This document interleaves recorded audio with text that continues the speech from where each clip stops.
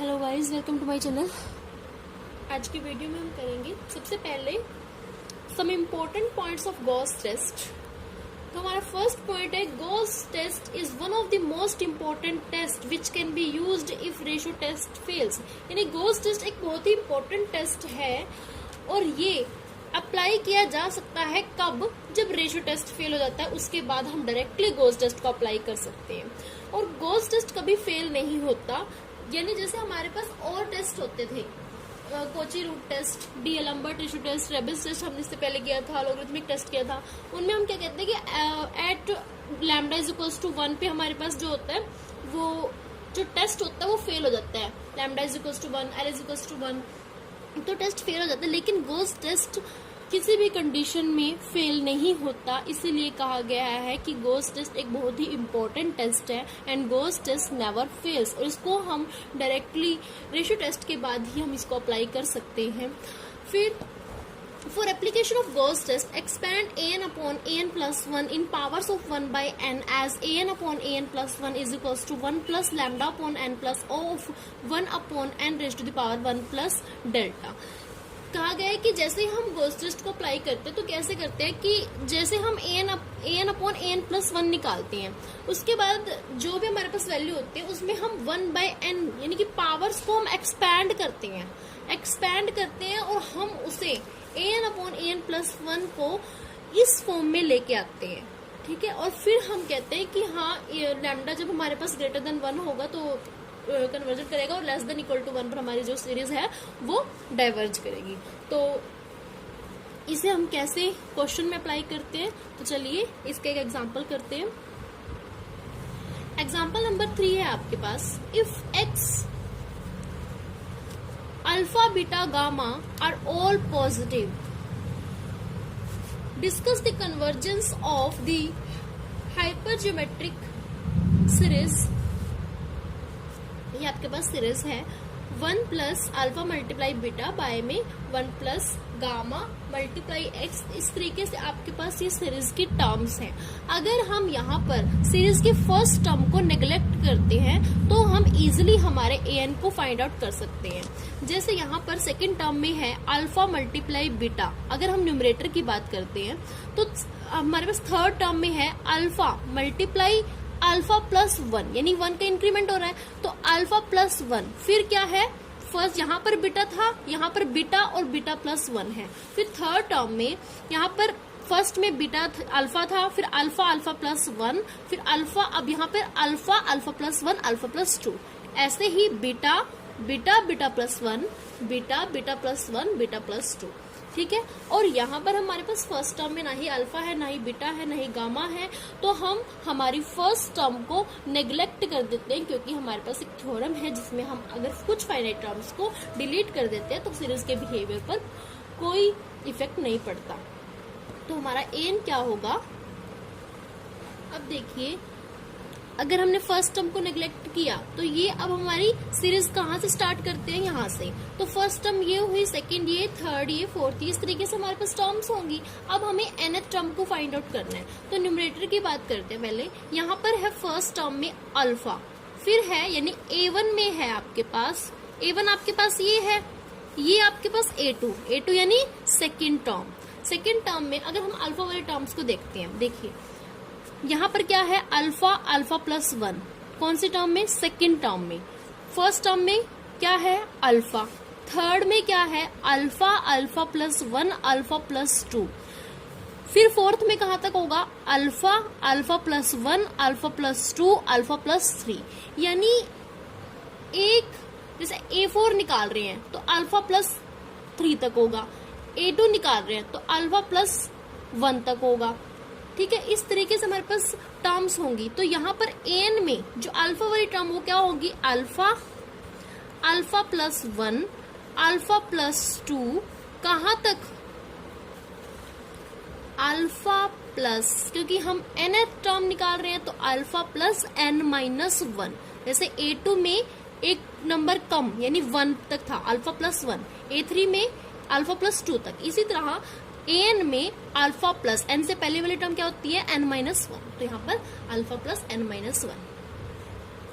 इसी तरह जैसे यहाँ पर बीटा है बीटा के लिए भी यही फॉर्म होगी, तो लिखेंगे बीटा बीटा प्लस 1, और ये भी कहाँ तक होगा आपके पास, बीटा प्लस n माइनस 1, ठीक है। और डिनोमिनेटर में यहाँ पर है 1, फिर 1 मल्टीप्लाई 2, फिर 1 मल्टीप्लाई 2 मल्टीप्लाई 3, यानी ये कहाँ तक होगा, 1 multiply 2 multiply 3 multiply up to n। यहाँ पर हमारे पास है गामा, फिर है gamma gamma plus 1 second term में, थर्ड में है gamma gamma plus 1 gamma plus 2, इसी तरह nth टर्म में आपके पास होगा गामा मल्टीप्लाई गामा प्लस 1, इसी तरह से गामा प्लस 2, और कहाँ तक, गामा प्लस n माइनस 1, ठीक है, n से एक नंबर कम, तो n माइनस 1। इस तरीके से आपके पास ये होगा an। और यहाँ पर वेरिएबल भी है हमारे पास, वेरिएबल है x, x जो है x सेकेंड में है आपके पास x स्क्वायर, फिर है x क्यूब, तो nth टर्म में होगा आपके पास xn। अब ये है आपके पास an प्लस 1, क्योंकि हमें डीएलम्बर्ट रेशियो टेस्ट को अप्लाई करने पहले, तो उसके लिए हमने an प्लस 1 निकालना है। तो देखिए जैसे हमने nth टर्म में हम alpha multiply alpha plus 1 up to alpha plus n minus 1 तक गए थे, क्योंकि n से पहले वाली टर्म n माइनस 1, अब यहाँ पर n प्लस 1 है, इसीलिए अल्फा प्लस n तक जाएंगे। इसी तरीके से beta beta plus 1 beta plus n तक, ठीक है, क्योंकि हमें कैंसिल करना है इसलिए हमने ये भी लिखेंगे ताकि इजिली कैंसिल हो सके। डिनोमिनेटर में भी हमने ऐसे ही किया है, वहाँ पर हम 1 to n की मल्टीप्लिकेशन थी, लेकिन यहाँ पर n प्लस 1 टर्म निकाल रहे हैं, इसलिए n प्लस 1 भी लिखेंगे, और गामा में भी ये कंडीशन अप्लाई होगी। और यहाँ पर है x raise to the power n plus 1। अब हम क्या करते हैं, an अपॉन में an प्लस 1। जब हम an अपॉन में an प्लस 1 करेंगे तो देखिए an की वैल्यू है आपके पास, ये देखिए ये वैल्यू है an की, और ये है आपके पास an प्लस 1, यानी a by b by c by d, ठीक है। और वो क्या होता है आपके पास, a by b multiply d by c, यानी ये अपॉन ये मल्टीप्लाई ये अपॉन ये। तो आपके पास इस तरह से ये जब आप an अपॉन an प्लस 1 निकालोगे तो आपके पास ये वैल्यू आएगी, मल्टीप्लाई में x raise to the power n upon x raise to the power n multiply x raise to power 1, तो ये कैंसिल हो जाएगा। यहाँ पर आपके पास होगा 1 अपॉन x। यहाँ से हम n को कॉमन लेंगे, तो देखिए n को यहाँ से कॉमन लेंगे तो आपके पास होगा 1 प्लस 1 अपॉन n, यहाँ से भी n कॉमन लेंगे, यहाँ होगा gamma upon n plus 1, denominator में n common, alpha upon n plus 1, n common, beta upon n plus 1 multiply 1 upon x, cancel, ठीक है, ये फॉर्म है आपके पास। अब हम क्या करते हैं नेक्स्ट स्टेप में, limit n tends to infinity an upon an plus 1 is equals to limit n tends to infinity 1 plus 1 upon n gamma upon n plus 1 upon gamma by n plus 1 beta upon n plus 1, ठीक है। यहाँ पर infinity रखेंगे, 1 bye infinity 0, यानी 1 plus 0, 1 plus 0 आपके पास होगा 1, gamma upon infinity 0 plus 1, 0 plus 1 फिर से 1 अपॉन 0 प्लस 1, 0 प्लस 1, यानी कि वैल्यू क्या आती है आपके पास। और यहाँ पर साथ में आपके पास क्या था, 1 अपॉन एक्स, तो यहाँ पर भी 1 अपॉन एक्स, तो आपके पास वैल्यू आती है 1 अपॉन 1 मल्टीप्लाई 1 बाय एक्स, यानी हमारी सीरीज कन्वर्जेंस और डाइवर्जेंस किस पर डिपेंड करती है, 1 अपॉन एक्स पर। ये वैल्यू किसकी है, limit n tends to infinity an upon में an प्लस 1, ये है। अब लिखेंगे by D'Alembert's ratio test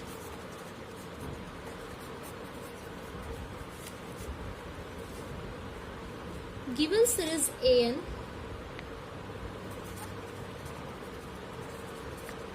is convergent if 1/x greater than 1, और अगर 1/x greater than 1 है, that is x less than 1, क्योंकि हम इसका क्या करते हैं, रेसिप्रोकल करते हैं, और रेसिप्रोकल करते ही हमारी जो इनइक्वालिटी होती है वो चेंज हो जाती है, यानी x is less than equal to 1 पे हमारी सीरीज जो है वो कन्वर्ज करती है, और series is divergent if 1/x less than 1, that is x is greater than 1, and at x is, जो हमारे पास L की वैल्यू होती है, L क्या है, 1/x, यानी 1/x इज इक्वल्स टू 1। जो टेस्ट है आपका वो क्या हो जाएगा, फेल। ठीक है, now we apply Gauss test.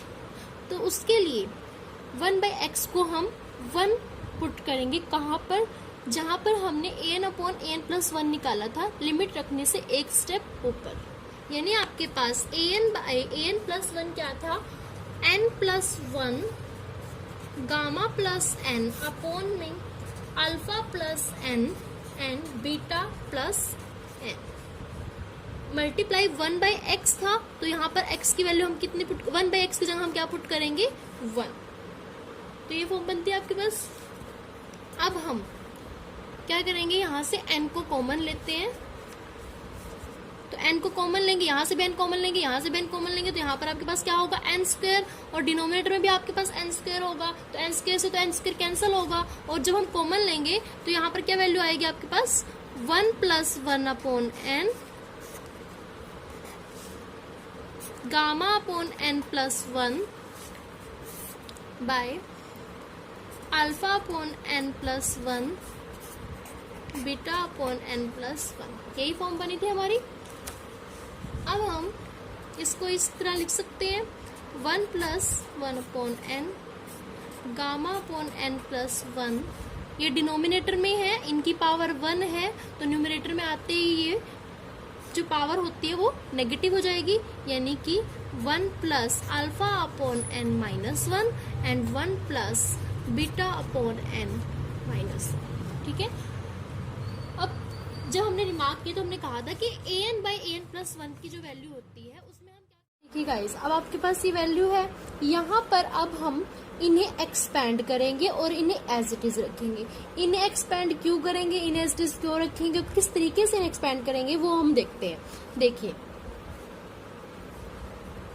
इन्हें हम ऐसे ही रखेंगे, यानी 1 + 1/n 1 + गामा/n, यहाँ पर इनके एक्सपेंशन लिखेंगे, इनकी एक्सपेंशन होती है आपके पास 1 - गामा/n plus gamma sorry α/n plus α² minus α³ इस तरीके से ये कैसे आते हैं मैं आपको बताती हूँ।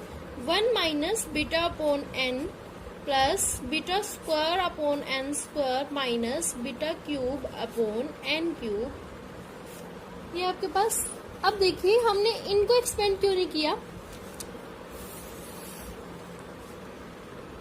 सबसे पहले 1 + 1/n⁻⁴n, इसको जब हम एक्सपैंड करते हैं बाइनोमियल्स तो किस तरीके से करते हैं, देखिए पहले हम लिखते हैं 1, फिर जो ये पावर होती है यहाँ पर आती है और साथ में ये यानी मल्टीप्लाई 1/n, फिर प्लस यहाँ पर n था, यहाँ पर होगा n-1 और 1/n है तो 1/n का होल स्क्वायर। यहाँ पर होता है 1 फैक्टोरियल, यहाँ पर होता है 2 फैक्टोरियल।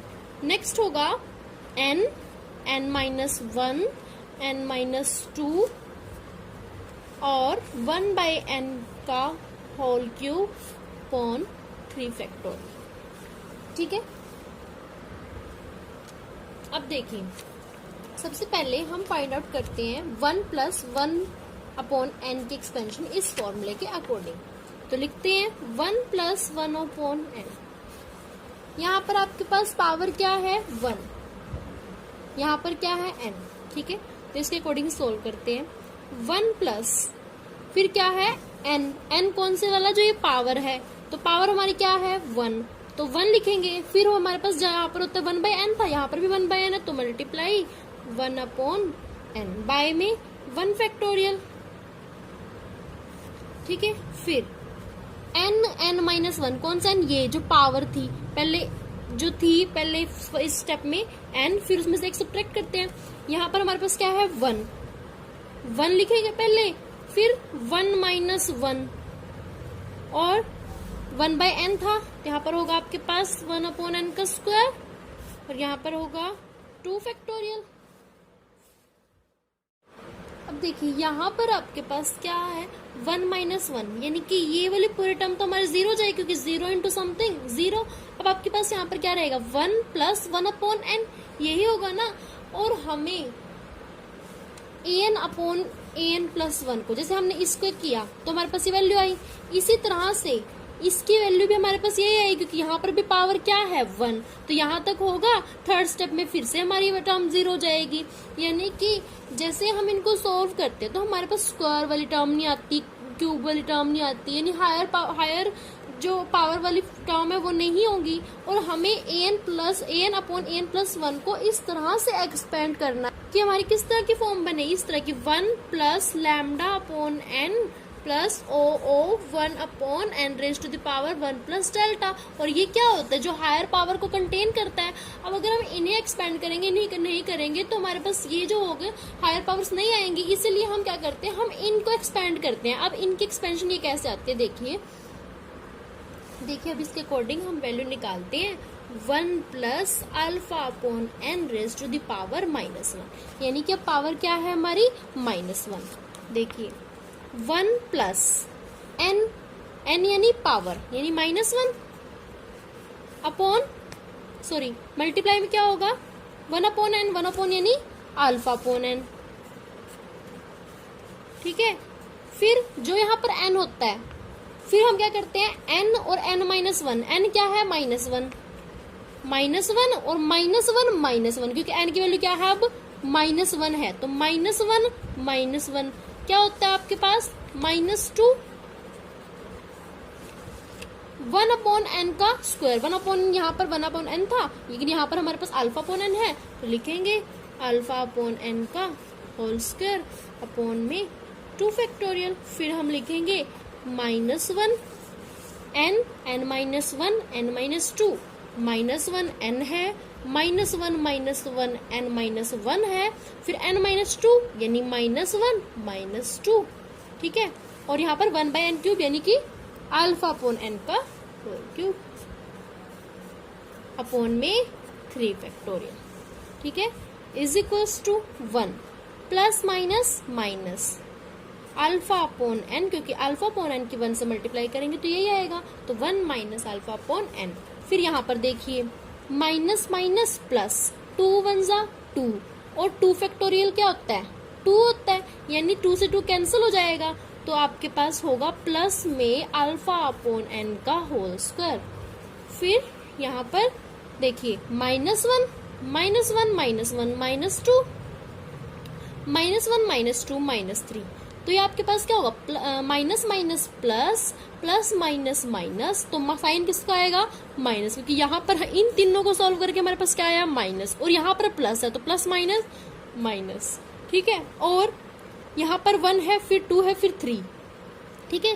तो और नीचे क्या है 3 फैक्टोरियल सॉल्व करते क्या होता है 3 × 2 × 1, तो ये सबसे कैंसिल हो जाएगा, तो यहाँ पर भी आपके पास ये कैंसिल, और यहाँ पर क्या बचेगा अल्फा अपॉन n का होल क्यूब, ठीक है। इसी तरीके से हमारे पास टर्म्स होंगे। इसी तरह से जब आप 1 प्लस बीटा अपॉन n को सोल्व करोगे तो आपके पास वैल्यू आ जाएगी, ठीक है। तो हमने क्वेश्चन को कंटिन्यू करते हैं, यहाँ पर हमने छोड़ा था, अभी वैल्यू आती है आपके पास। अब देखिए इन दोनों टर्म्स को हम करते हैं मल्टीप्लाई, पहले 1 की मल्टीप्लाई 1 से, तो 1 1 जा 1, फिर 1 की मल्टीप्लाई अल्फा अपॉन n से, तो सॉरी गामा अपॉन एन से, फिर 1 अपॉन एन की 1 से, 1 अपॉन एन इसकी इससे, तो होगा आपके पास गामा अपॉन एन स्क्वायर। ठीक है, फिर अब यहाँ पर देखिए जब हम इनको मल्टीप्लाई करेंगे, देखिए यहाँ पर वैल्यू 1 की मल्टीप्लाई 1 से करेंगे तो 1, फिर यहाँ 1 प्लस का है, यहाँ पर माइनस है, प्लस माइनस माइनस, 1 की मल्टीप्लाई बीटा अपॉन एन से करेंगे तो माइनस बीटा अपॉन एन ही आएगा। फिर अगर हम 1 की मल्टीप्लाई इससे करेंगे तो हमारे पास स्क्वायर वाली टर्म आ जाएगी, मल्टीप्लाई करके 1 की मल्टीप्लाई इससे करेंगे तब भी तब क्यूब वाली टर्म ही रहेगी। अब ये हम इनको स्किप करते हैं। ठीक है, फिर देखिए यहाँ पर हम क्या करते हैं, अब हम करेंगे माइनस अल्फा अपॉन एन की मल्टीप्लाई 1 से, तो क्या आएगा माइनस अल्फा अपॉन एन। ठीक है, क्योंकि ये माइनस का ये प्लस का, प्लस माइनस माइनस, फिर यहाँ पर ये प्लस का है ये माइनस का है, सॉरी इसकी और इसकी मल्टीप्लाई करेंगे तो माइनस माइनस प्लस, और क्या आ जाएगा आपके पास अल्फा बीटा अपॉन में एन स्क्वायर आएगा। अल्फा मल्टीप्लाई बीटा अपॉन में एन स्क्वायर, फिर से स्क्वायर वाली टर्म आ जाएगी। अब ये जितनी भी मल्टीप्लाई करके स्क्वायर वाली टर्म आएंगी, क्यूब वाली टर्म, हायर डिग्री वाली पावर वाली जो टर्म्स आएंगी ना, उनको हम लिख देते हैं O of 1 upon n raise to the power 1 plus delta. अब हमने n raise to power 1 plus delta क्यों लिखा, क्योंकि यहाँ पर हमारे पास एन की जो पावर है अगर 1 है, अगर 1 है एन की पावर, तो हमने उनको लिख ही लिया है 1 प्लस डेल्टा, यानी आप अगर डेल्टा की वैल्यू 1 भी पुट करते हो तो पावर किस में चल जाती है, n raise to power 1 plus 1 क्या हो जाएगा स्क्वायर। अगर यहाँ पर 2 रखोगे तो एन 1 प्लस 2 क्यूब वाली टर्म्स आ जाएंगी। इस तरीके से हमारे पास 1 प्लस डेल्टा, यानी कि जो जिनकी पावर 1 है उनको तो हमने लिख लिया मल्टीप्लाई करके, जो अदर पावर्स आएंगी उनको हमने इस फॉर्म में लिख लिया। ठीक है, अब हमारे पास ये फॉर्म बनती है। अब यहाँ पर आपके पास ये फॉर्म बनती है। अब फिर से हम मल्टीप्लाई करेंगे इन दोनों की। अब देखिए 1 की मल्टीप्लाई 1 से करेंगे, 1 1 जा 1, फिर 1 की मल्टीप्लाई माइनस बीटा अपॉन से, बीटा अपॉन एन से, तो माइनस बीटा अपॉन एन। 1 की मल्टीप्लाई अल्फा अपॉन एन से, यहाँ पर लिखेंगे माइनस अल्फा अपॉन एन। ठीक है, फिर क्या करेंगे, अब देखिए अब हम अल्फा अपॉन एन की मल्टीप्लाई करते हैं 1 से, तब तो आएगा गामा अपॉन एन। ठीक है, gamma upon n multiply 1 gamma upon n. अब गामा अपॉन एन की मल्टीप्लाई अगर हम बीटा अपॉन एन से करते हैं तो हमारे पास यहाँ पे डिनोमिनेटर में स्क्वायर वाली टर्म आएगी, यानी एन स्क्वायर हो जाएगा, गामा बीटा बाय में एन स्क्वायर। ठीक है, और फिर हम अगर हम इसकी मल्टीप्लाई इससे करते हैं फिर से स्क्वायर वाली टर्म, इसकी मल्टीप्लाई अगर हम 1 से करते हैं, 1 बाय एन की मल्टीप्लाई 1 से करेंगे तो हमारे पास क्या आएगी वैल्यू 1 अपॉन एन, तो लिखते हैं 1 अपॉन एन। 1 अपॉन एन की अगर इनसे करेंगे फिर से स्क्वायर वाली टर्म्स आ जाएंगी। ठीक है, अब इसकी अगर हम मल्टीप्लाई इससे करेंगे तब तो पहले से स्क्वायर वाली टर्म है, तो हम इन सब जितनी भी अब स्क्वायर वाली टर्म्स आती हैं उनको भी हम किस में इंक्लूड कर देते हैं, इसमें 1 upon n raise to the power. अब हम यहाँ पर डिनोमिनेटर में एन है चारों ही टर्म्स के बारे में, तो हम लिखेंगे 1 कॉमन लेंगे, एलसीएम लेंगे, डिनोमिनेटर में आएगा हमारे पास n प्लस यहाँ पर plus minus of beta minus of alpha plus gamma plus 1 plus O of 1 upon n raise to the power 1 plus delta. अब क्या करेंगे, लिखेंगे इसको थोड़ा सा रीअरेंज कर देते हैं, जो पॉजिटिव टर्म है उनको पहले लिख लेते हैं 1 plus gamma minus alpha minus beta upon n plus O of 1 upon n raise to the power 1 plus delta. ठीक है, अब इसको हम कंपेयर करते हैं इससे। अब ये भी इसी फॉर्म में है, यहाँ पर लैम्डा की जगह क्या है 1 plus gamma minus alpha minus beta. ठीक है, upon n plus O of A. ठीक है, अब लैम्डा की वैल्यू ये है आपके पास। और जब हमने गॉस टेस्ट किया था फिर हमने कहा था कि अगर ये इस फॉर्म में होता है तब अगर लैम्डा इज ग्रेटर देन 1 होता है तो हमारी जो सीरीज होती है वो कन्वर्ज करती है, lambda less than equal to 1 पर हमारी सीरीज डाइवर्ज करती है। तो यही यहाँ पर लिखेंगे, कहेंगे कि अगर 1 plus gamma minus alpha minus beta ये जो टर्म है अगर ये ग्रेटर देन 1 हुई तो हमारी सीरीज क्या करेगी, कन्वर्ज, ठीक है। और अगर 1 plus gamma minus alpha minus beta less than equal to 1 होती है तो हमारी सीरीज क्या करती है, डाइवर्ज। तो आपके पास ये है, आप इसको इस तरीके से भी लिख सकते हो। अगर आप दोनों तरफ 1 को सब्ट्रैक्ट करते हो तो लिखोगे 1 plus gamma minus alpha minus beta minus 1 greater than 1 minus 1। दोनों ही तरफ आपको ये करना पड़ेगा, इधर से कैंसिल, यहाँ से ये कैंसिल, तो आपके पास होगा gamma minus alpha minus beta greater than 0। अब यहाँ पर ये दोनों नेगेटिव हैं तो हम क्या करेंगे, gamma minus alpha minus beta, alpha को ऐड करेंगे और बीटा को भी ऐड करेंगे, और अगर इधर किया है तो हमें इधर भी करना होगा। तो यहाँ से ये कैंसिल हो जाएंगे और इधर आ जाएंगे, यानी कि gamma greater than alpha plus beta, ठीक है। अगर ये है तो हमारी सीरीज कन्वर्ज करती है। इसी तरह से यहाँ पर भी हम यही लिखेंगे। आपके पास यहाँ पर क्या फॉर्म बनेगी, यहाँ पर भी ऐसे ही यही टर्म है तो लिखेंगे गामा जब हमारे पास लेस देन इक्वल टू होगा अल्फा प्लस बीटा से, तो हमारी जो एन सीरीज है वो क्या करती है, डाइवर्ज करती है। अब दोबारा से आप रिमार्क्स पढ़ते हैं तो देखिए एक इम्पॉर्टेंट टेस्ट है, और इसको हमने रेशियो टेस्ट अप्लाई किया और फिर हमने उसके बाद डायरेक्टली हमने कौन सा टेस्ट अप्लाई किया है, गॉस टेस्ट, और गॉस टेस्ट कभी फेल नहीं होता। और थर्ड हमने कहा था कि अगर हमने गॉस टेस्ट को अप्लाई करना है तो हमें एक्सपैंड करना पड़ेगा an/n+1 में 1/n की जो पावर है उनको एक्सपैंड करना, हमने वो किया और इस फॉर्म में लेके आए। और फिर हमने कहा कि अगर लैम्डा ग्रेटर देन 1 है तो सीरीज कन्वर्ज करेगी, और अगर लेस देन इक्वल टू 1 है तो सीरीज हमारी डाइवर्ज करती है, ठीक है। Thank you so much guys.